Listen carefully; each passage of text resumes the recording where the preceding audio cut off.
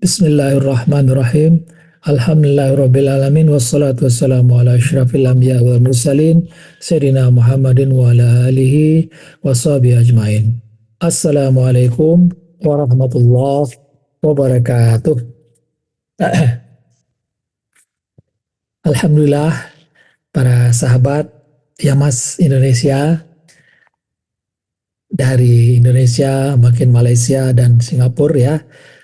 Pada malam hari ini kita kembali bertemu dalam syarahan yaitu tentang teologi sufistik Yamas Indonesia. Kita akan belajar tentang bagaimana perjalanan kesadaran jiwa manusia. Nah, bagaimana nanti kita lihat ini dari segi ayat-ayat Al-Quran dan bagaimana dia dari segi sains dan bagaimana Yamas Indonesia meramunya menjadi sebuah teologi sofistik ya. Kemarin kita sudah masuk pada bagian pertama perjalanan seri perjalanan kesadaran, tetapi kita baru sampai pada pembahasan ayat-ayat Al-Quran berkenaan dengan analisis diri dan permasalahannya, akar penyebab permasalahan dan solusi utama permasalahan. Tetapi di sini di syarahan pertama kemarin kita baru membahasnya secara global. Ya, secara global ayat Al-Qur'an mengatakan bagaimana tentang kesadaran manusia, bagaimana tentang diri manusia. Ya. Itulah dalil yang ada di dalam Al-Qur'an, ya. Kemudian malam ini kita akan masuk kepada bagaimana sains ya secara kauniyah meneliti dan menemukan ya apa yang dicari oleh manusia, yaitu kesadaran itu apa. Ya, pertanyaannya kan sederhana ya, siapa aku, mau kemana aku ya, dan kesadaran itu apa. Ya, wujudku itu apa? Siapa aku? Wujudku ini sebenarnya apa? Yang bisa merasakan berbagai kesadaran. Nah, ini yang dicari oleh seluruh umat manusia, ya. Dan itulah yang kita dipertanyakan orang, yaitu siapa ini yang bisa melihat, yang bisa mendengar, yang bisa memahami, yang menyadari, memikirkan, mengingat, mengetahui, yang semuanya itu ternyata secara fisik ya itu tidak bisa dilihat, tidak bisa diukur ya.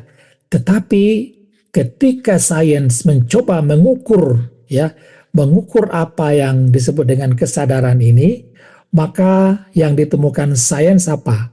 Ya, dan bagaimana kesimpulan dari sains itu sendiri, dan apakah jawaban tentang mencari kesadaran itu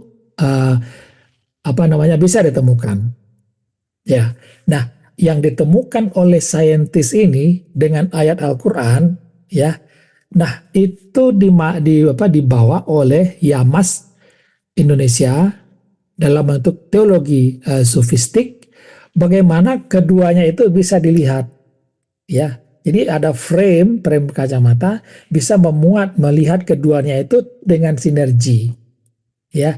Nah, ini yang nanti kita coba ramu dalam kajian-kajian. Ini kajiannya agak panjang ya, karena kita akan berbicara tentang jiwa nanti. Nah, mari kita lihat bagaimana sains menemukan. Kalau kita sudah menemukan bagaimana analisis diri manusia itu ya, itu disempurnakan penciptaannya, kemudian ditiupkan ruh, kemudian dianugerahi pendengaran, penglihatan dan hati. Nah, itu ya. Nah, tapi bagaimana orang melihat ini ternyata berbeda-beda pemandangan orang. Ya, nah ini yang nanti akan kita bahas di dalam bagian yang kedua nanti. Ya, bagaimana detailnya framework ini kita jabarkan ya. Yang itu berasal nanti adalah pengalaman asli dari Ustadz Hussein bin Abdul Latif. Ya, nah itulah yang disebut dengan analisis diri manusia yang dikembangkan oleh Yamasi Indonesia. Ya, tentu penyebabnya sudah kita sampaikan kemarin. Penyebabnya adalah orang yang lupa kepada Allah. Ya, orang yang tidak ingat kepada Allah. Maka tidak ingat kepada Allah, disitulah sumber segala permasalahan yang ada. Nah, nanti di dalam bingkai-bingkai spiritualitas ini kita akan bedah satu persatu. Bingkainya seperti apa nanti, ya. Bagaimana dalam bingkai syariat, ya. Bagaimana dalam bingkai tasawuf jalan wali-wali. Bagaimana dalam bingkai agama-agama timur. Bagaimana dalam bingkai New Age Movement, bagaimana dalam bingkai psikologi modern gitu kan. Nah itu nanti akan kita lihat bingkai-bingkainya. Nah apakah bingkainya itu bisa disejajarkan begini? Ya, ada Al-Quran, ada ilmu pengetahuan. Nah tentu hasilnya ada. Nah hasilnya itu pasti kalau orang sudah menemukan kesesuaian itu, maka orang akan meningkatkan keimanannya sendiri. Kalau keimanan sudah meningkat, maka disitulah orang akan bisa beribadah dengan penuh semangat tanpa ada halangan. Dan kalau sudah bisa seperti itu, maka di dalam ibadah itu nanti orang akan merasakan kehilangan egonya sendiri atau kehilangan emosinya sendiri. Ya, emosi yang hilang itu adalah emosi negatif. Yang tertinggal nanti adalah emosi positif. Emosi positif itulah nanti akan menjadi bekal kita untuk menjadi khalifah. Karena setiap diri manusia adalah khalifah yang ditugaskan oleh Allah ke muka bumi ini dengan tugas yang unik untuk masing-masing orang. Nah ini nanti sampai ke sana kita kajian kita, ya. Nah kalau kita lihat sains atau lensa kauniyah, yaitu lensa yang dapat diukur, mengabarkan apa-apa yang diukur tentang diri manusia. Itulah ya, maka ada beberapa penelitian. Ini kita sepintas saja ya melihat ada banyak ya, ada teori yang kita tidak usah mengartikan ini ya, tapi ada paling tidak 5 atau banyak sekali. Fokus mereka adalah pertama informasi yang masuk ke dari tempat kita bekerja, kemudian disampaikan ke seluruh otak. Nah, artinya apa? Yang diteliti adalah informasi apapun yang ada di luar kita ini masuk ke dalam otak. Ya, nah itu akan menjelaskan akses dan fungsi kesadaran dilihat dengan dasar neuro atau sistem persarafan kita. Ada yang sampai di situ. Ya, ada juga yang melihat integrasi informasi sebagai inti kesadaran. Nah, ini informasi-informasi yang ada yang masuk lewat mata, yang masuk lewat telinga, yang masuk lewat segala indera kita itu menjadi inti dari segala permasalahan kita, ya, inti dari kesadaran kita. Maka disitulah diterapkan ada banyak aspek-aspek yang spekulatif dan belum terbukti. Tapi itu adalah dilakukan dengan penelitian. Ya, ada juga yang meneliti otak dan membuat model tentang perhatiannya dan rasa dan menyadari. Nah, itu banyak yang dilakukan, tetapi tidak sepenuhnya menjawab mengapa rasa seperti ini ada. Ya, kenapa rasa itu ada? Kemudian ada juga kesadaran dilihat sebagai proses kuantum. Nah, ini lebih kepada teknikal atau fisikal, ya. Ya, kesadaran kuantum dalam neuron atau mikrotubulus, itu bagian-bagian terkecil daripada otak kita, ya. Kemudian ini juga sangat spekulatif dan bukti lemah dan masih dalam batas ilmu. Tetapi ini sangat inspiratif, ya. Dari lebih menarik daripada hanya ilmu tentang otak yang biasa. Ada juga yang berikutnya yaitu kesadaran adalah representasi internal dari otak. Nah, itu nanti kita lihat apa representasi internalnya itu di dalam otak. Kita simpulkan dari 5 ini seperti apa nanti, ya.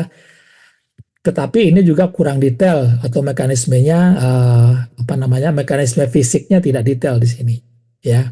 Nah, inilah yang dicari oleh dicoba dengan berbagai penelitian oleh saintis. Ya, itu dia. Maka hasil yang ditemukan, ya, ini banyak ya, penelitiannya banyak sekali ya. Kalau kita lihat di internet itu ya, di YouTube ataupun di berbagai apa namanya penelitian, ya, itu banyak hasilnya. Bukan dari 5 tadi saja. Itu saya mengambil hanya contoh saja, contoh yang apa ya, yang yang populer itu. Nah, ini dia. Lalu apa yang ditemukan? Ya, hasil yang ditemukan oleh sains bahwa semua kesadaran, semua perbuatan kita itu bermula di dalam otak. Nah, ini yang diketahui oleh mereka. Itu berasal dari apa? Dari adanya gelombang-gelombang otak nanti yang berpendar di dalam otak kita, ya, di dalam saraf-saraf kita atau sinaps ya nanti di sana.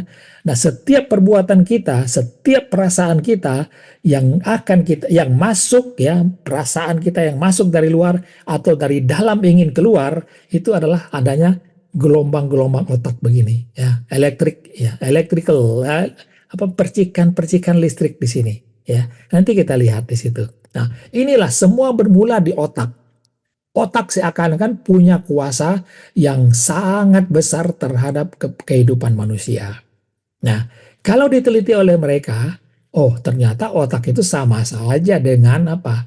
Dengan sel-sel tubuh kita yang lain. Ya, dia berasal dari atom-atom. Atom-atom membentuk molekul, molekul membentuk protein, protein membentuk tingkat sel atau jaringan saraf. Ya. Lalu kesadaran sendiri bagaimana tingkat otak itu? Ini tidak diketemukan oleh mereka. Ya, tapi ini jelas sekali ya, ilmu tentang syaraf ini, bagaimana protein ini bekerja di dalam otak kita ataupun di dalam tubuh kita sendiri, itu ditemukan dengan sangat detail ya, karena itu bisa diukur, bisa dilihat dengan alat ya, bisa saja dia dengan alat mikroskop ya, baik mikroskop biasa ataupun dengan mikroskop elektron. Nah, itu dia. Itu dengan otak tadi yang seperti ini ya. Tetapi ternyata otak itu hanya terdiri dari hal-hal seperti ini. Ada sel-sel atom ya, molekul protein dan saraf-saraf saja. Lalu kesadaran itu sendiri apa? Nah, ini tidak ditemukan oleh mereka. Itu yang pertama. Yang kedua adalah gelombang otak. Nah, gelombang otak ini menarik ya. Gelombang otak ini adalah bagaimana otak kita ini mengeluarkan gelombang dengan sesuai dengan keadaan kita masing-masing. Nah, semua manusia ya ya hampir 80% itu berada dalam gelombang beta ini, yaitu orang ketika menghadapi permasalahan dan menyelesaikannya dalam bekerja ya, itulah yang membuat gelombang otak kita berada dalam gelombang beta ini. Nah, nanti kita lihat berapa frekuensinya ya. Nah, kemudian ada gelombang lain ternyata, ada gelombang alfa, theta dan delta. Begitu orang tutup mata dan rileks ya, orang langsung masuk ke alfa ini ya. Kalau dia sudah masuk ke theta itu lebih dalam lagi. Nah, disinilah ilham itu muncul di sini. Di theta itu lebih delta, lebih perlahan lagi. Dia seakan-akan seperti tidur. Nah, ini gelombang ini ya bisa dipengaruhi dengan berbagai cara. Ya. Nah, cara-cara inilah nanti yang akan diteliti oleh orang-orang di neuroscience dan sebagainya untuk mendapatkan apa? Untuk mendapatkan sesuatu yang tadinya di gelombang beta bisa naik atau turun ke gelombang alfa, theta, mungkin bisa delta. Nah, kita di zikrullah itu bagaimana? Ya, tanda-tandanya nanti di zikrullah kita bisa lihat dari sini. Ya, dari sini bisa dilihat nanti. Jadi tanda orang zikrullah itu ya, kalau kita lihat kita adalah mengingat yang tanpa rupa, tanpa upama, tanpa uh, tanpa yang bisa dibayangkan gitu ya, sehingga gelombangnya itu nyaris menjadi delta seperti ini. Kalau awal-awal mungkin dia di alfa ya, kemudian yang sudah bermahir di theta. Tetapi kalau sudah masuk ke alam sakinah, dia akan masuk ke sini nanti. Ada lagi yang lebih dari itu, yaitu gelombang epsilon nanti. Ada ya. Ini yang ditemukan oleh science. Tapi mereka tidak tahu ya siapa ini yang membuat gelombang ini dan siapa yang menyadari itu. Ya, mereka hanya dapat mengukur apabila orang berada dalam keadaan stres, betanya gelombang otaknya beta, maka dia otaknya terasa panas. Nah, itu dia. Itu yang ditemukan oleh sains. Tetapi orang yang berhasil menurunkan gelombang otaknya ini ya delta, dia akan ada relax dia ya. Dia nanti akan seperti kita zikrullah. Tetapi zikrullah ada bedanya nanti. Ya, bedanya zikrullah dengan cara-cara lain untuk menurunkan gelombang otak ini, itu nanti yang menjadi topik kita juga. Ya. Nah, apalagi yang ditemukan selain gelombang otak? Hormon ditemukan ya, ada hormon ditemukan ya. Ada hormon untuk stres, untuk waspada, untuk memberikan penghargaan ya. Bagaimana kita membuat kita diam ya, bagaimana kita pikiran kita aktif yang membuat kita terasa membosankan. Nah, itu ada hormon-hormonnya. Kita tidak perlu menghafal ini, tetapi ada hormon untuk stres, ada hormon untuk waspada, ada ya. Contohnya adalah adrenalin itu. Adrenalin itu kalau banyak di dalam sering muncul di dalam tubuh kita ya, maka kita akan seperti kalau orang yang dikejar oleh anjing, waktu anjing itu kita jalan di depan rumah orang gitu kan, lalu ada anjing yang lepas, anjing itu mengejar kita, maka adrenalin kita membuat kita bisa bertahan, berlari dengan cepat, atau bahkan kita tidak takut untuk melawan anjing itu sampai walaupun nanti kita akan berdarah-darah, tetapi disitulah lahir yang disebut dengan keinginan kita untuk bertahan hidup di situ. Nah, itu dia, ada hormon-hormon seperti itu. Ada juga hormon yang berkenaan dengan apa? Dengan perasaan yang lain, yaitu keseimbangan moods dan fokus. Ya, ini menciptakan senang, cemas, bangga, dan takut. Ada hormonnya sendiri. Kalau nanti ibu-ibu dan bapak, sahabat-sahabat semua ingin mendalami ini, terutama para dokter atau psikolog, silahkan di sini. Ya, ada juga hormon yang berikutnya, yaitu hormon untuk kasih sayang dan rasa damai. Nah, ini yang banyak dicari orang. Maka ada metode ini, metode itu, metode yang membuat orang merasa damai dengan seketika. Ada orang yang tadinya membenci satu sama lain, tiba-tiba bisa merasa kasih sayang. Ya, tetapi mereka tidak tahu bahwa hormon-hormon ini tidak bisa dipengaruhi dengan cara yang sangat sederhana sampai dengan sangat yang sulit, cara yang sulit. Nah, ini yang ditemukan, ada gelombang ada susunannya, ada gelombang-gelombang otaknya, ada hormonnya, ditemukan seperti itu. Maka kalau dilihat otak ini jadi seperti ini ya. Setiap hari, setiap detik, setiap menit itu ada tarian gelombang arus listrik di dalam otak kita. Nah, ini ialah yang disebut dengan bagaimana pikiran bekerja, dan pikiran itu ini menentukan tindakan kita, menentukan perasaan kita, ya, menentukan aktivitas kita. Hanya ditemukan gelombang arus listrik seperti ini saja. Ya, ini yang disebut dengan gelombang otak tadi, ya. Nah, gelombang otak ini adalah listrik ini adalah tumbukan ya antara jaringan-jaringan saraf di otak yang membentuk sinaps namanya. Itu adalah membentuk jaringan saraf yang penuh dengan memori di situ. Nah, itulah memori sini pindah sehingga kelihatan gelombang otak ini. Dan ini akan jelas sekali kalau dilihat dengan MRI. Ya, ini di otak sendiri. Lalu berikutnya apa? Orang melihat di dalam dadanya ada juga, ya, ada medan magnet yang ada di jantung dan di otak. Ya, orang melihat, loh, kalau di dalam otak kita merasakan sesuatu, ternyata kekuatannya lebih besar dari kita mengingat sesuatu atau membaca sesuatu doa. Umpamanya gini, kita kekurangan uang gitu kan, kita merasa sakit, maka kita berdoa, ya Allah tolong saya. Ya. Tetapi itu ternyata gelombang atau vibrasinya lebih kecil daripada gelombang kalau kita mengucapkannya dengan perasaan ini, ya, dengan perasaan yang ada di dalam dada.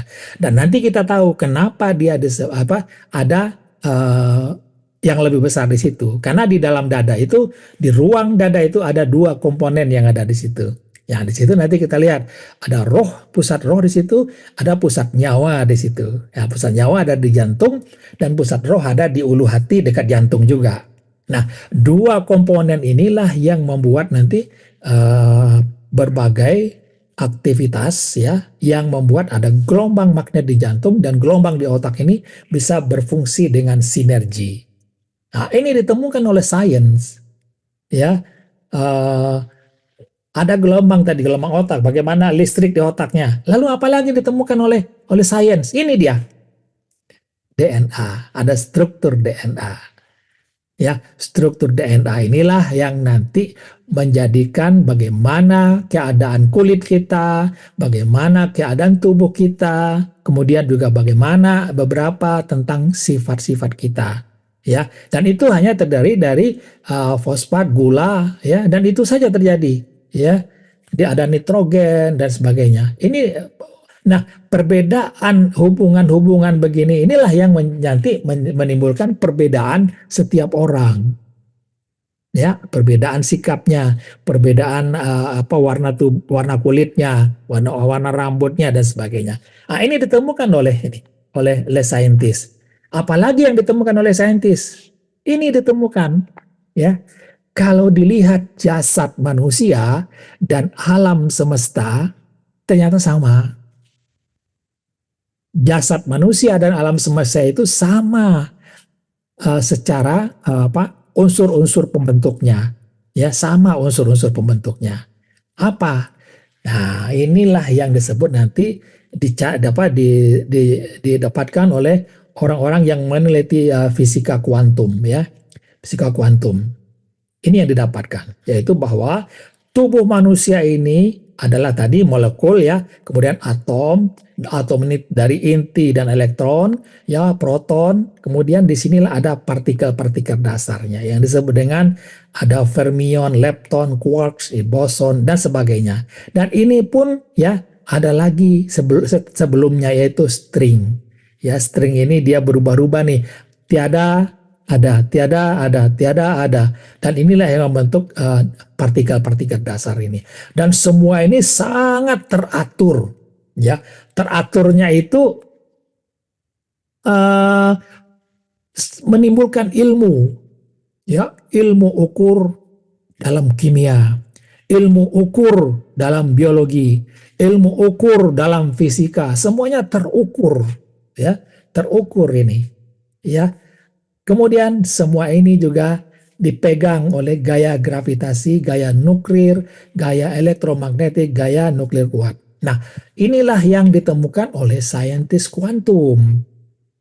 Nah, kalau kita melihat ya ini adalah semua berpatuh kepada tugasnya masing-masing ini. Patuh inilah yang disebut dengan semua bertasbih kepada Allah. Ya, dengan caranya masing-masing. Nah, ini sudah ditemukan oleh fisika kuantum. Ya. Nah, nanti ini akan memberikan kesempatan buat kita untuk apa? Oh, ternyata semua atom, semua yang ada di semesta, di jasad kita itu ternyata sebagian besar adalah kosong. Ya, kosong. Kita luas alamnya, alam itu kan luas sekali nih. Ada bumi, ya, ada sistem matahari, kemudian apa namanya galaksi-galaksi ya, semua galaksi ada di sini sehingga tidak kelihatan sudah. Bumi sudah tidak kelihatan di sini. Nah, kalau kita lihat sebegitu luasnya semesta ini, ternyata kalau dilihat secara kuantum itu 70%-nya adalah gelap, energi gelap. Ya, ya ada tapi energi saja, tapi tidak kelihatan. Ya.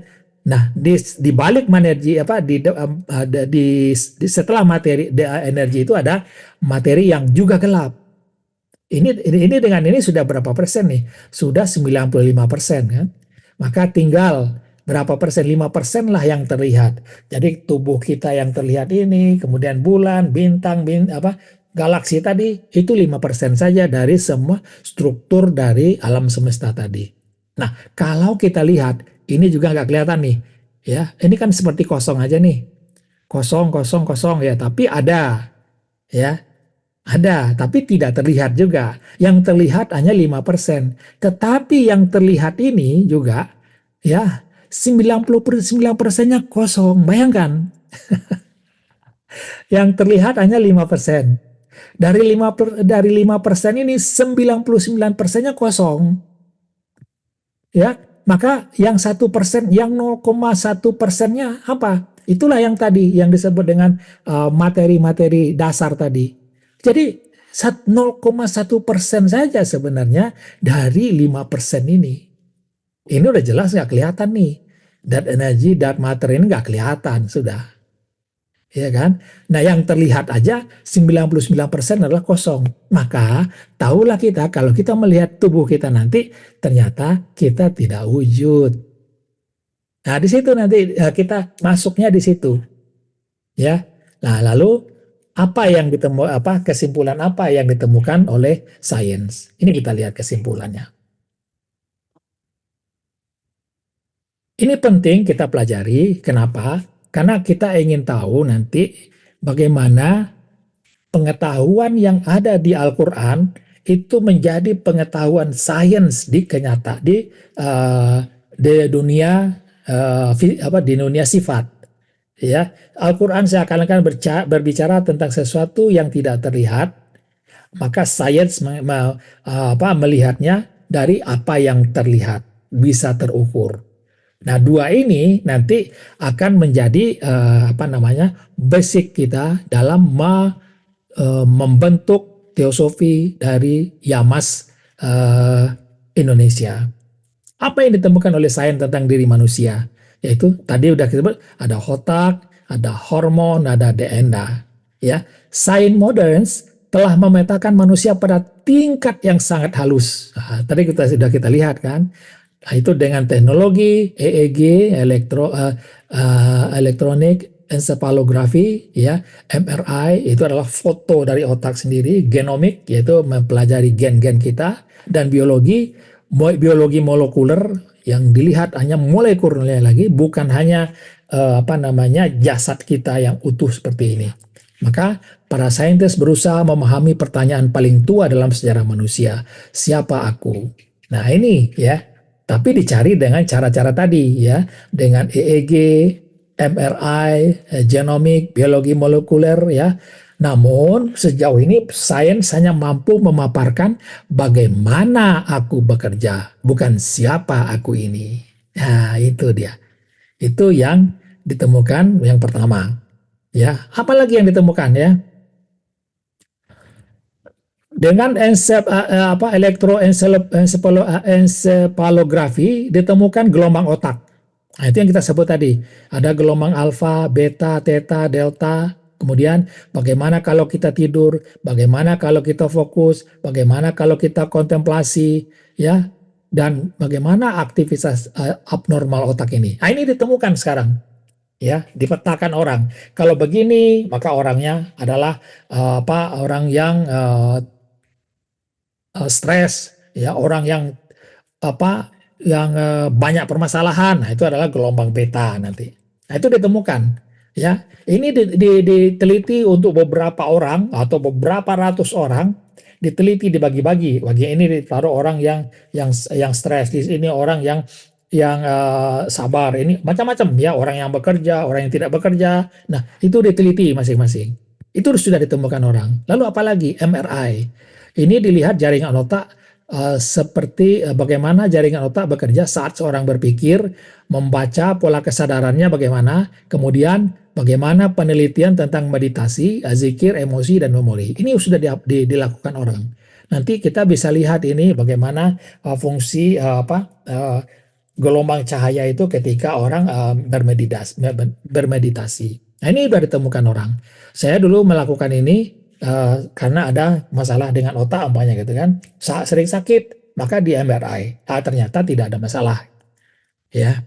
Nah, itu yang ditemukan. Genomik ini adalah bagaimana sifat-sifat gen dan DNA. Sifat-sifat biologisnya gimana, kerentanan penyakit bagaimana, bagaimana gen bereaksi terhadap lingkungan. Nah, bagaimana juga biologi molekuler. Ya, ini DNA, RNA, ini semuanya. Bagaimana sel bekerja, mekanisme penyembuhan, bagaimana tubuh memproduksi hormon dan enzim. Nah, ini sudah ditemukan. Peta-petanya, kumpulannya sudah ditemukan. Ya. Kemudian gelombang otak. Nah, ini yang kita sebut tadi. Orang yang tegang, analitis, gelisah. Nah, ini adalah gelombang beta. Nah, kalau ada sahabat-sahabat berada dalam keadaan tegang, analitis, gelisah, nggak tenang gitu kan, maka itulah gelombang beta. Ya. Nah, nanti kita lihat bagaimana yang menyebabkan ini perkembangannya dari bayi kemudian menjadi anak-anak, bagaimana menjadi remaja, bagaimana remaja yang matang, dewasa muda, dewasa tua, sampai dengan sampai dengan orang tua. Nah, perkembangannya itu bagaimana? Nanti kita lihat. Nah, itu dalam kita masukkan di dalam framework teosofi sufistik yang masih Indonesia ini. Nah, begitu kita agak fokus sedikit, tenang, alfa dia, ya. Kemudian kalau kita zikrullah yang lebih dalam lagi itu gelombang theta, maka orang yang sering berada di sini juga dia akan kreatif di situ, ya. Maka orang ulul albab syaratnya satu juga, yaitu adalah gelombangnya theta. Ya, gelombangnya di situ. Maka apakah dia beragama, tidak beragama, kalau gelombang otaknya bisa turun dari beta menjadi theta, apalagi delta, dan kalau bisa tadi ke gamma ini ya, disitulah yang menghasilkan pengetahuan. Ya, ini yang dialami oleh pemikir-pemikir Islam dulu saat Al-Ghazali CS ya di zaman kemajuan Islam. Tetapi setelah beberapa abad setelah wafat Rasulullah, orang kehilangan ini, orang larinya kembali ke beta. Nah, kita lihat di beta itu seperti apa. Orang suka berantem, ya suka membahas sesuatu yang tidak perlu dibahas. Itu dia. Nah, ini gelombang otak. Ya. Nah, bagaimana dengan hormon? Nah, ini dia tadi yang kita sebut tadi. Ya, ada hormon motivasi, ya, perasaan, stres, fight, atau lari ya. Adrenalin itu menentukan bagaimana kita menghadapi tantangan. Jadi kalau menurut saintis itu otak ini manusia itu hanya dibekali dengan dua atau tiga saja, yaitu untuk bertahan hidup, ya, dia bisa lari atau bisa berkelahi, bertahan hidup. Yang kedua apa? Yaitu untuk bereproduksi. Hanya itu saja. Sama dengan binatang kalau dilihat dari segi saintis. Nah, itu dia. Ya, maka orang sains nggak percaya pokoknya dengan Tuhan semua itu nggak terlalu percaya karena mereka melihat bahwa tindakan saya itu hanya dua saja yang menentukannya, yaitu bagaimana saya harus bertahan hidup dan bagaimana saya harus berkembang biak. Nah, sama dengan binatang, ya. Kemudian kasih sayang. Maka kasih sayang inilah yang banyak dilatihkan orang dengan cara-cara mengolah tadi pikirannya tadi, sehingga yang muncul adalah hormon oksitoksin tadi. Nah, artinya perbuatan bukan muncul dari kehendak bebas, tetapi dari kombinasi gelombang otak dan sekresi hormon yang mengalir sesuai dengan pola-pola tertentu. Nah, Kemudian apa yang ditemukan oleh saintis, yaitu plastisitas otak. Plastisitas itu dia bisa berkembang nyaris tanpa batas. Nyaris tanpa batas. Ya, otak selalu berubah, kebiasaan, trauma, lingkungan, dan pikiran tertentu akan membentuk ulang jaringan saraf. Ya, sains menyebutkan manusia adalah hasil dari program di dalam otaknya. Nah, itu program tadi di dalam otak. Karena satu kata menimbulkan akibat, satu kata menimbulkan akibat. Kata yang dirubah maka berubah perilaku kita. Pokoknya lagi stres dikatakan saya bahagia, saya bahagia, saya bahagia. Ya sudah, hormonnya menyesuaikan diri saya bahagia itu, tetapi itu tidak langgeng ternyata. Ya, kenapa? Dia tidak menyelesaikannya dari pucuk permasalahannya. Itu dia, ya. Nah, mereka belum menjawab siapa yang memprogram itu. Memprogram itu siapa? Itu yang tidak terjawab, ya. Lalu ahli biologi atau evolusi sepakat bahwa tubuh manusia termasuk otaknya berevolusi. Ya, nah, ini tadi yang saya sebut nih, bertahan hidup, menghindari bahaya, berproduksi. Bahkan teori evolusi kognitif sekalipun menyatakan bahwa kemampuan berpikir, emosi, intuisi, bahaya, keinginan sosial, kecerdasan semuanya adalah karena tekanan seleksi alam. Nah itu. Jadi semua yang sahabat-sahabat lakukan semua itu adalah proses dari seleksi alam saja sebenarnya. Ya, jadi dalam kacamata sains ini manusia tidak didesain untuk bahagia, manusia didesain untuk selamat. Nah itu kata mereka. Ya, untuk bahagia ya bukan apa ranahnya sains untuk menentukan itu. Tapi kalau untuk selamat maka ya, maka disitulah fungsi nanti ada hormon, ada gelombang otak dan sebagainya. Dan otak tidak memiliki konsep moral bawaan, itu kata orang sains. Ya, otak hanya memproses stimulus, resiko, keuntungan, ya, mengaktifkan hormon, membentuk reaksi otomatis, belajar dari lingkungannya. Kemudian konsep baik dan buruk, nah ini nggak ada tuh. Otak nggak kenal konsep baik dan buruk. Ya, baik dan buruk itu berasal dari proses budaya, agama, lingkungan sosial, pengalaman hidup, nilai-nilai yang diajarkan oleh keluarga. Nah, itu hanya apa? Hanya konsep saja. Ya, konsep dari budaya bangsa-bangsa saja. Baik menurut satu bangsa, mungkin tidak baik dari menurut bangsa lain. Salah satu kita contoh itu di negeri India kalau tidak salah ya, seorang perempuan ya biasa saja mempunyai dua orang atau lebih suaminya. Ya kan, itu di tempat di India, tapi di negara-negara lain itu tidak normal. Ya, itu contohnya. Baik dan buruk itu adalah budaya saja atau agama saja. Ya. Kemudian otak secara biologis hanya menghitung apa yang menguntungkan atau survival dan apa yang berisiko untuk keselamatan. Ya, bagaimana kortisol keluar, otak menandainya itu adalah bahaya. Dopamin keluar, otak mentandai aman, menguntungkan. Nah, tidak ada yang lain. Ya, tidak ada penilaian moral. Ya, hanya kalau begini keluar ada survival. Kalau begini maka bahaya, lari atau berantem. Hanya itu saja. Ya, kemudian sains telah memetakan semua emosi manusia. Telah dipetakan. Jadi semua emosi ya, bukan baik buruk, tetapi mekanisme bertahan hidup yang dikodekan oleh selama jutaan tahun. Bagaimana emosi takut, marah, sedih, senang, jijik, cinta. Ini sudah dipetakan. Fungsi evolusionernya apa? Takut itu menghindari bahaya. Marah, menang melawan ancaman. Sedih, mencari dukungan sosial. Senang, mengulangi hal yang berguna. Jijik, menghindari makanan yang berbahaya. Cinta, menjaga pasangan dan anak. Ini sudah diteliti, sudah dipetakan, ya, sudah dibuat tingkat-tingkatannya, ya. Itu. Kemudian keputusan yang kita lakukan adalah hasil dari gelombang otak tambah hormon. Itu saja kata saintis. Ya, keputusan yang kita buat ini sebenarnya adalah hasil proses gelombang otak dan hormon yang ada di kepala kita. Maka secara eksperimen dikatakan bahwa setiap keputusan yang kita lakukan, ya kita mau menggerakkan tangan gini, set gitu kan. Nah, itu setengah detik sebelum kita sadar untuk mengambil keputusan itu sudah ada keputusan untuk itu. Sebelumnya sudah ada keputusan itu. Nah, itu diketahui. Ya, hormon dan rangsangan elektrik menentukan kecenderungan tindakan. Nah, ini adalah orang-orang marah, orang sabar, dan sebagainya ditentukan oleh kecenderungan hormon dan rangsangan elektrik tadi.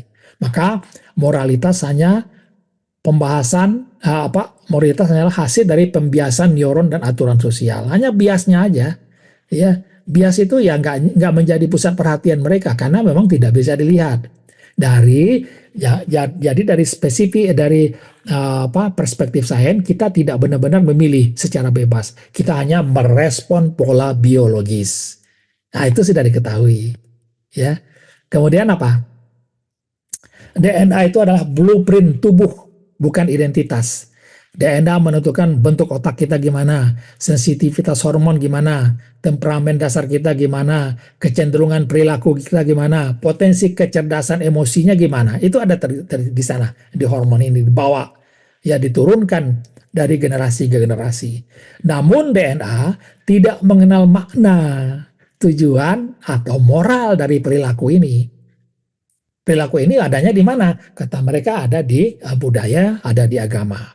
Secara ilmiah, DNA hanya bertujuan melanjutkan diri, bertahan hidup, menghindari bahaya, dan bereproduksi. DNA membentuk mesin biologis yang kita gunakan, tetapi tidak menjelaskan siapa subjek yang menggunakan mesin itu. Mesinnya tahu kita, tapi sopirnya siapa? Nah, itu nggak tahu. Ya, nah, DNA tidak mengenal baik dan buruk, kata mereka. Ya betul. Ya, bagaimana mengenal baik dan buruk? Karena baik dan buruk itu adanya di teologi atau pemikiran. Maka DNA bekerja dengan prinsip menyalin, memperbaiki kerusakan, mengoptimalkan reproduksi tanpa konsep moral. Secara biologis, DNA tidak peduli bahagia atau tidak peduli baik atau jahat, tidak peduli makna hidup. Ya, maka DNA hanya ingin satu hal, bertahan dan mewariskan diri ke generasi berikutnya. Ya, semua ini adalah tendensi biologis, bukan kehendak pribadi. Itu, ya. Kemudian apalagi? Saintis-saintis besar menyimpulkan bahwa DNA DNA membentuk tubuh, tapi tidak menjelaskan subjek yang menyadari tubuh itu. Ada yang besar ya, Richard Dawkins ya, nama-namanya ya nama inilah nama populer, bagi kita nggak terlalu populer ya. Mereka menyebutkan juga bahwa mesin survival bagi gen itu adalah DNA, tetapi ia hanya menjawab bagaimana dan bukan siapa. Nah, ini tadi sudah kita sampaikan, komposisi manusia 99% kosong, ini sudah kita terangkan tadi. Ya. Tidak ada bahan manusia. Nah, ini yang penting nih. Bahan manusia itu nggak ada. Ya, semuanya unsur dari bintang, kata mereka.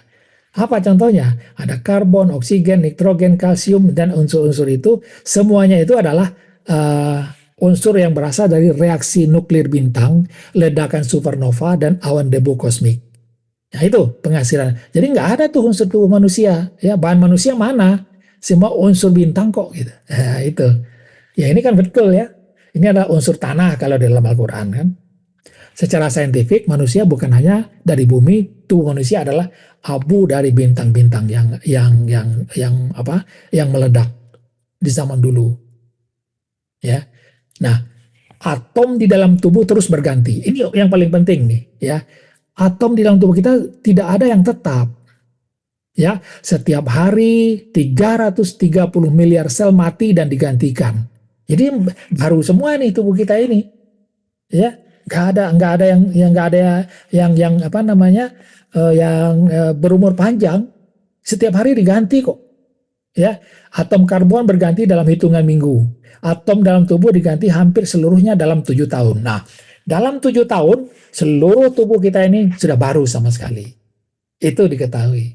Jadi tubuh kita dengan waktu kecil dulu beda, maka kekuatannya juga berbeda.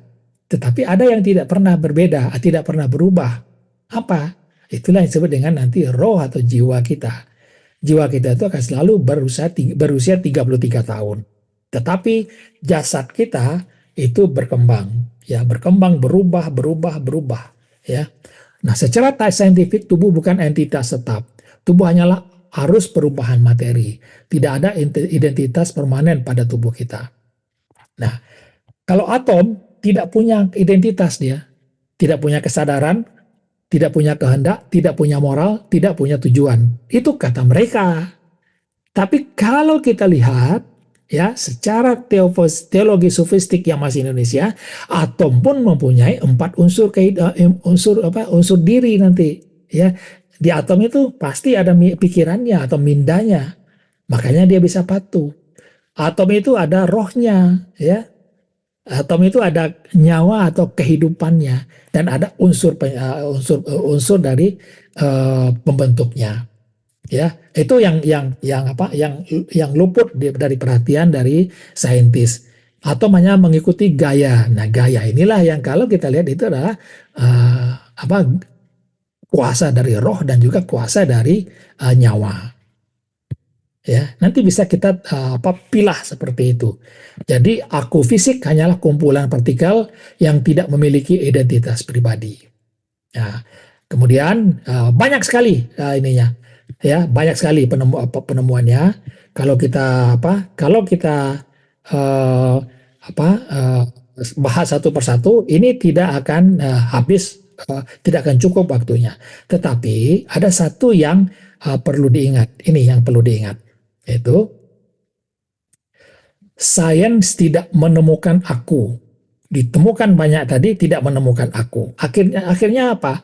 Kalau dilihat manusia dengan cacing, dibandingkan, manusia dan cacing berasal dari bahan yang sama, bekerja dengan mekanisme yang sama, tunduk pada hukum yang sama, memiliki tujuan evolusi yang sama, tetapi manusia punya kapasitas berpikir yang kompleks, dan otaknya lebih kompleks dan jauh lebih tinggi.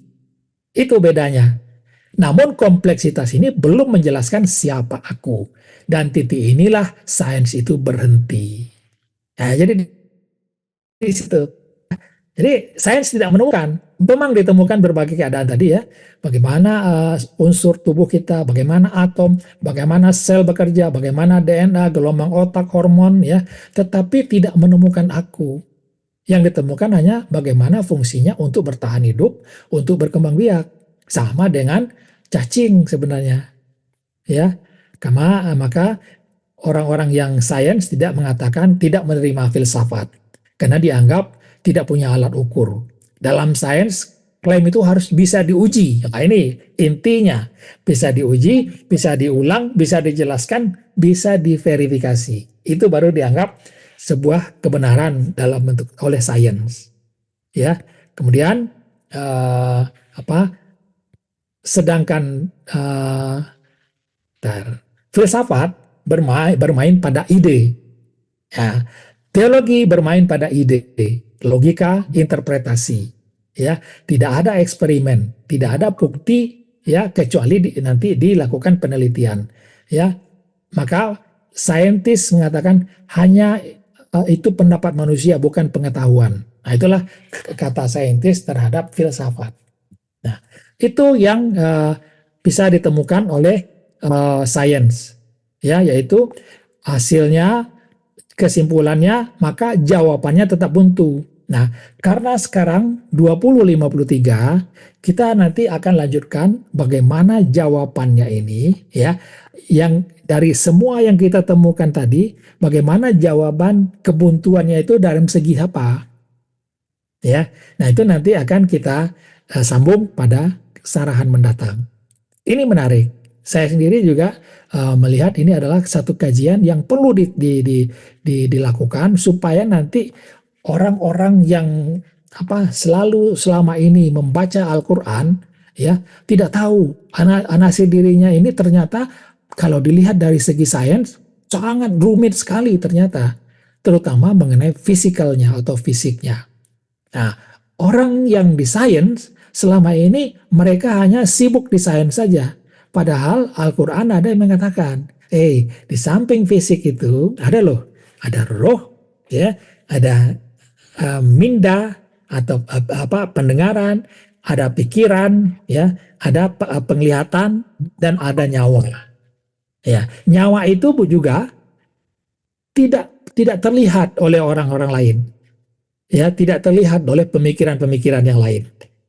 Tetapi Ustadz Husain membawa kita dengan jelas bagaimana memahami adanya nyawa, adanya roh.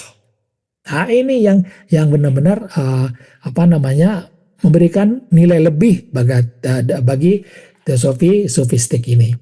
Ya, maka nanti setelah kita melihat ini, baru nanti kita lihat bagaimana perlunya bingkai spiritualitas ini. Spirit ini artinya bingkai yang berbicara tentang jiwa, ya, bukan yang berbicara lagi tentang hanya fisika atau jasad kita, tapi dia berbicara tentang jiwa, spirit, ya. Spirit itu adalah kalau di teosofi sufistik Yamas Indonesia, spirit itu adalah gabungan dari roh dengan hati rohani. Nah, kalau di dalam teosofi lain, pelajaran-pelajaran lain berbeda sekali, ya. Nah, itu yang membuat orang nanti merasa kok cara saya untuk melakukan penyucian hati ini, masalah utama ini kok nggak sama ya, nggak cepat seperti orang lain. Maka disitulah masalah orang muncul. Ya, menarik ini, insya Allah kita akan sambung, dan selama nanti saya terangkan sekitar 5 menit, yaitu bagaimana zikrullah. Kita akan latih terus tiap hari. Zikrullah, ya, sebaiknya dimulai dengan apa? Dimulai dengan mukasyafah dulu, yaitu dengan ihsan dulu. Sebaiknya dimulai dengan ihsan. Nafikan semua, ya. Ini kalau sahabat-sahabat yang belum mahir dengan ini, tolong dilihat kajian-kajian sebelumnya, ya. Tolong dilihat itu, ya. Nah, ini adalah mukasyafah, itu adalah kita tutup mata, kita sudah tahu bahwa kita berada di suatu tempat ini, maka kita tahu di baliknya adalah zat dan di baliknya lagi yang maha halus. Maka kita nafikan zat, nafikan sifat, nafikan zat yang ada adalah yang maha halus. Artinya apa? Kita tutup mata, maka kita lewati semua. Kita lewati semua ini, di sebeliknya ada yang maha halus. Halo, siapa? Ya, ada yang maha halus. Oke, kita mulai dengan itu. Kemudian setelah itu apa? Setelah itu, ya, ingatan kita isi dengan ingatan kepada Allah.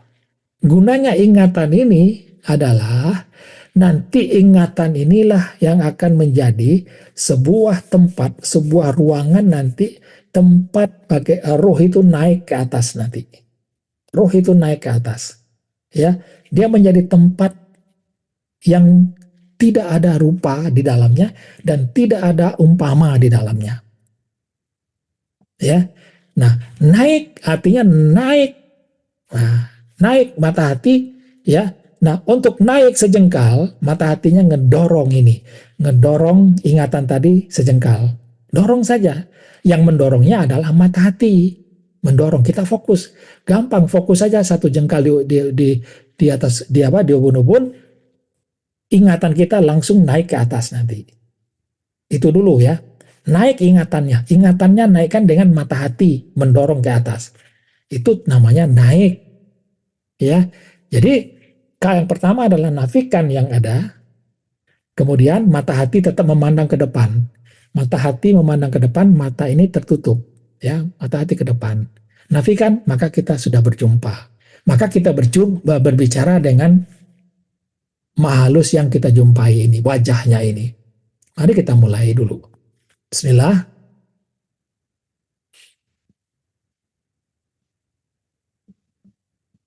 Rasakan, tutup mata, ya. Rasakan kita berada di dalam ruangan ini. Gak usah pergi kemana-mana. Gak usah sampai ke atas macam-macam. Kita di ruangan ini saja, di ruangan di rumah masing-masing. Nafikan. Ruangan, di balik ruangan itu, lampauin di baliknya. Kita tidak ada lagi di sana ada tempat-tempat lain, enggak begitu. Langsung saja. Ya, nafikan di sebaliknya ada yang maha halus. Ada yang maha halus, mata kita tidak melihat apa-apa. Kalau yang belum tahu, belajar kembali marifatullah. Kalau yang sudah tahu, mari go. Nafikan sifat dan zat yang ada yang maha halus. Pandangan mata hati ke depan. Tapi mata kita sudah tertutup. Kalau buka mata, kita akan melihat sifat. Kalau tutup mata, kita insya Allah akan melihat apa yang yang diisbatkan, yaitu yang maha halus. Tidak ada rupa, tidak ada umpama. Bicaralah ke dia. Kepada wajahnya bicara. Kita sudah berdumpa dengan apa yang dicari. Kalau ada rupa, nafikan, bukan. Bicaralah. Ya Allah,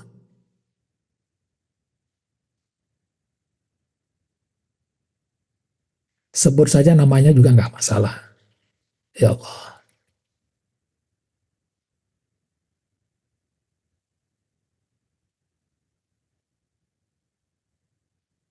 ya Allah. Kalau mau baca, Qul huwallahu ahad, baca. Bismillahirrahmanirrahim. Qul huwallahu ahad. Allah samad. Tapi ucapan kita itu adalah ucapan kita tentang wajah yang kita lihat itu. Wujudnya. Ahad ya. Benar engkau ahad ya Allah. Qul huwallahu ahad. Allahu samad. Lam yalid wa lam yulad. Wa lam yakul lahu kufuwan ahad. Kita berbicara dengan wajah yang kita lihat itu. Kita bicara.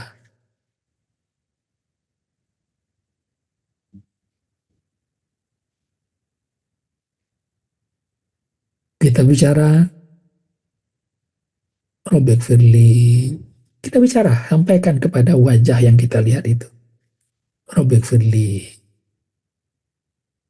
Ucapan itu seakan-akan roh kita yang mengantarkannya. Karena untuk berbicara itu butuh roh. Maka seakan-akan dia muncul dari dalam dada kita. Robek Firly. Warhamni. Wajburni. Fani. Warzukni. Wahdini. Wa'afini.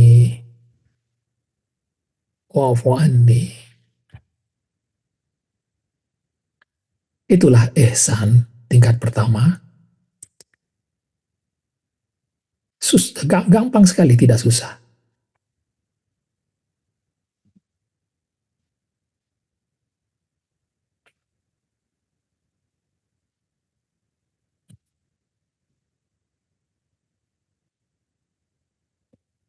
Sekarang mata hati sahabat semua masih ke depan memandang. Mata jasmani ditutup. Mata hati memandang ke depan, tapi mata hati memandang hanya gelap. Dan di balik gelap itu yang maha halus.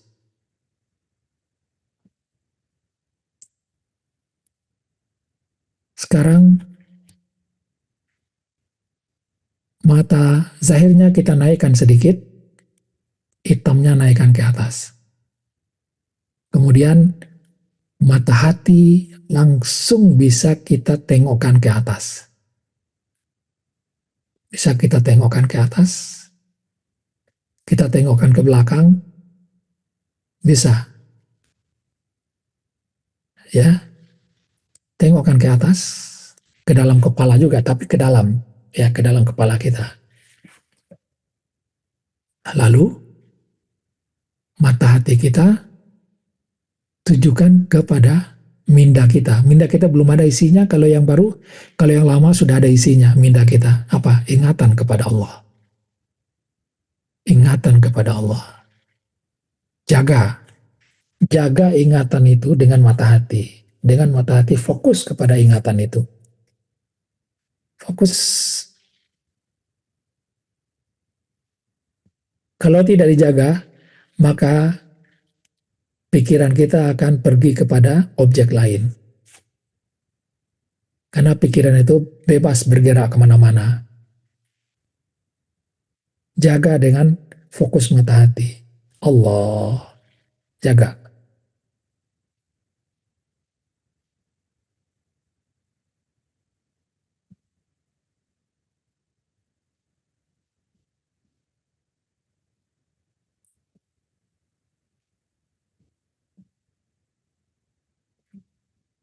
Mata hati ini bisa membawa kemanapun ingatan Allah ini yang ada di dalam kepala kita, dalam minda kita, dalam pikiran kita. Dia bisa membawa kemana saja ingatan Allah itu. Allah. Kita bawa ke belakang kepala, bisa ingatan itu ada di belakang kepala. Bawa ke depan, ada di depan itu ingatan kita.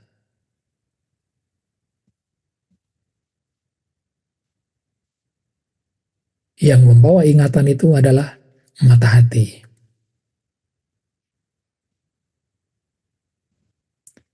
Kalau mata hati kita tumpukan ke arah kening, maka ingatan Allah itu ada di sana. Ingatan Allah ada di sana. Allah.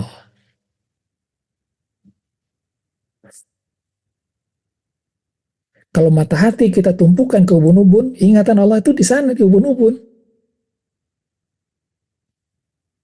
Kita tumpukan mata hati kita ke belakang, ingatan Allah itu ikut ke sana. Karena mata hati dengan pikiran, dengan pendengaran itu satu. Dan mata hati adalah alat untuk memfokuskan ingatan kita. Maka kita fokuskan ingatan kita kepada Allah. Allah.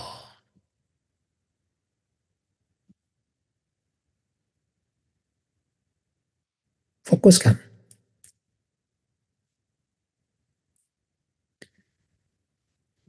Mau di belakang kepala boleh fokusnya. Tetapi karena kita sesuai dengan hadis Rasulullah SAW, kalau hambaku mendekati aku sejengkal, aku datang siasta, lebih cepat, kata Allah. Nah, bagaimana untuk mendatangi Allah sejengkal itu? Cukup arahkan mata hati sejengkal di ubun-ubun, bahwa ingatan tadi di sana, otomatis ingatan itu sudah berada di atas ubun-ubun. Fokus ke sana.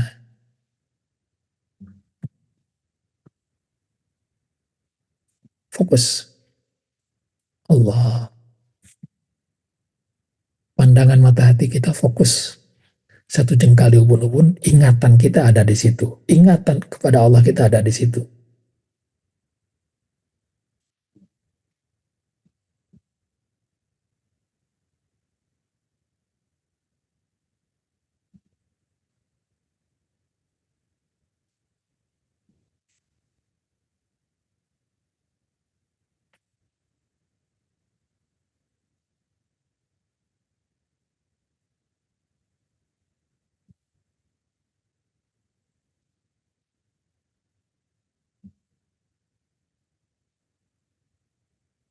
Fokus. Mata hati fokus sejengkal di atas ubun-ubun, ingatan Allah terbawa ke sana. Allah. Jadi bukan di belakang kepala lagi, bukan di atas ubun-ubun lagi, bukan di kening lagi. Sekarang kita fokus satu jengkal di atas ubun-ubun. Ingatan Allah ada di situ.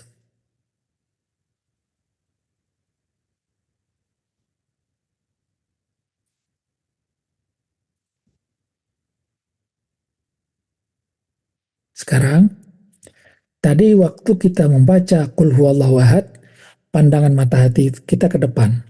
Kita seakan-akan berbicara dengan wajahnya. Sekarang mata hati kita naik ke atas, ya, naik ke atas pandangan mata hati kita, tetapi ingatan kita kepada Allah.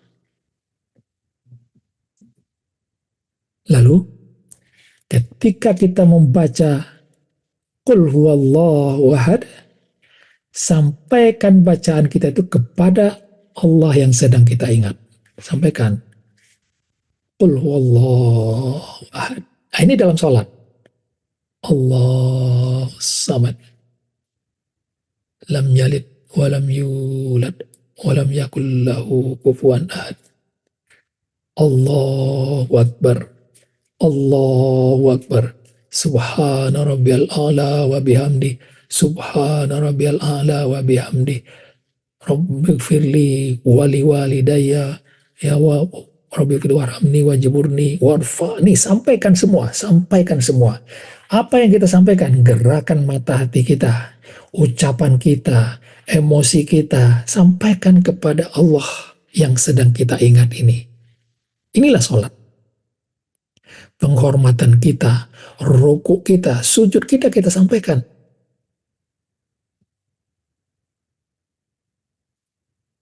Lalu apa yang terjadi?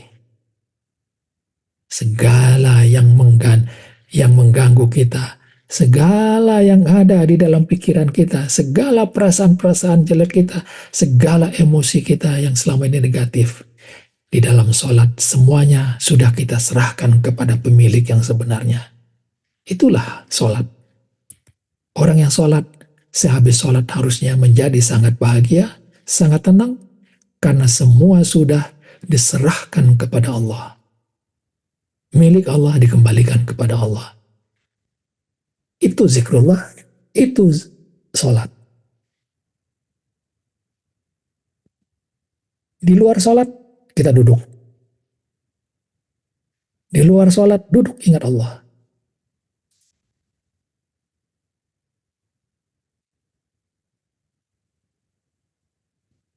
Tidak ada ucapan,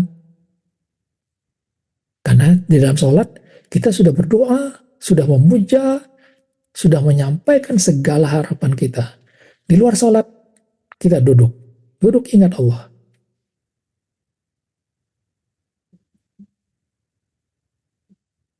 Mata hati fokus, satu jengkal di atas ubun-ubun, ingatan berada di situ.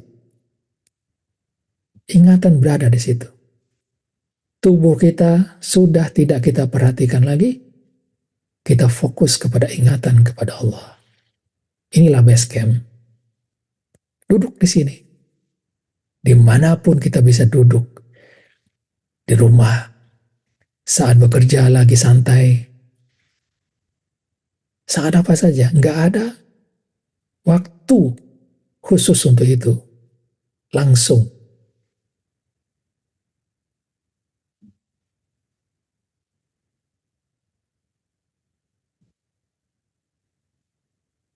Inilah zikrullah sampai ke tingkat base camp yang kita sudah pelajari ya kemarin, teori-teorinya dalam mukasyafah, zikrullah, musyahadah, tapi sekarang kita praktekkan. Beradalah di sini zikrullah dengan base camp ini, mata hati fokus satu jengkal di atas ubun-ubun, ingatan naik di sana.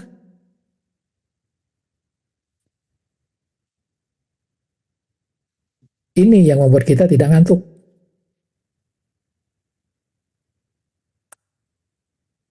Karena kita menahan mata hati kita tidak turun ke bawah. Kalau turun ke bawah, maka hati kita langsung turun juga. Maka begitu dia turun ke dalam dada, kita ngantuk pasti. Tapi karena kita jaga ingatan kita, mata hati kita tumpukan ke atas, memandang ke atas, di ujungnya ada ingatan kepada Allah.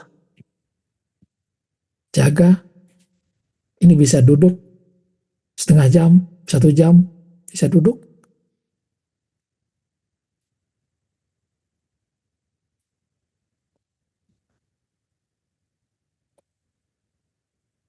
Duduk ini, latih ini. Nggak sulit. Mulai dengan mukasyafah, mukasyafah mata ke depan, kalau zikrullah mata hati ke atas, dorong ingatan kita yang berisikan ingatan Allah sejengkal ke atas, dorong ke atas. Nanti kita lihat, ini dalam neuroscience, gelombang otak kita seperti apa.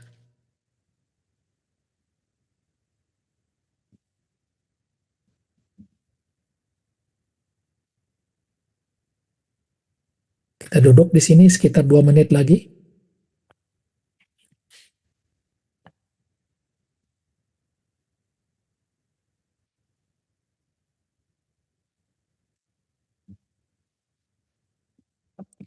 Zikrullah sampai ke taraf base camp inilah syarat mutlak untuk masuk ke alam sakinah. Karena nanti suatu saat ingatan kita yang ada di atas kepala kita itu, ingatan kita tiba-tiba dia berubah menjadi alam sakinah. Nah itu dia. Jadi alam sakinah itu adalah minda atau pikiran kita atau ingatan kita yang tadi ingatan kepada Allah berubah menjadi alam sakinah. Nah itu dasarnya untuk masuk ke alam sakinah. Zikrullah berubah menjadi alam sakinah. Nah itu logiknya.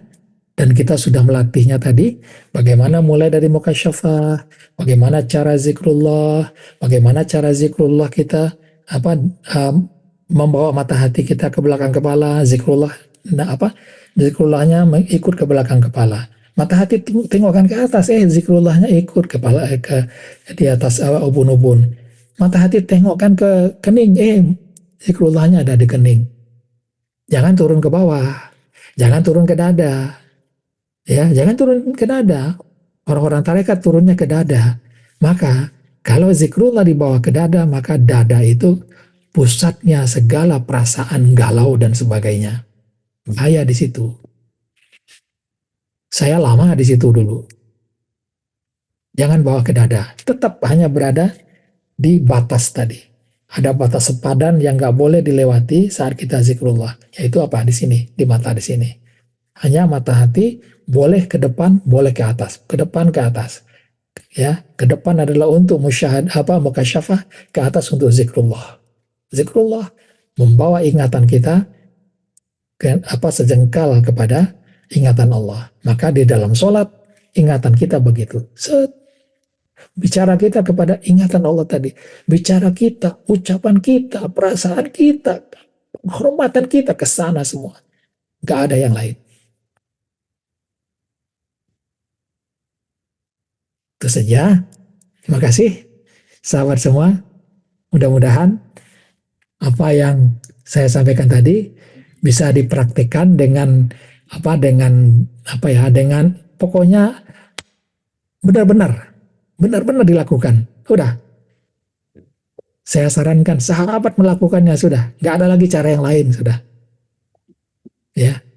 Demikian Bang Bayu. Billahi taufiq hidayah. Assalamualaikum warahmatullahi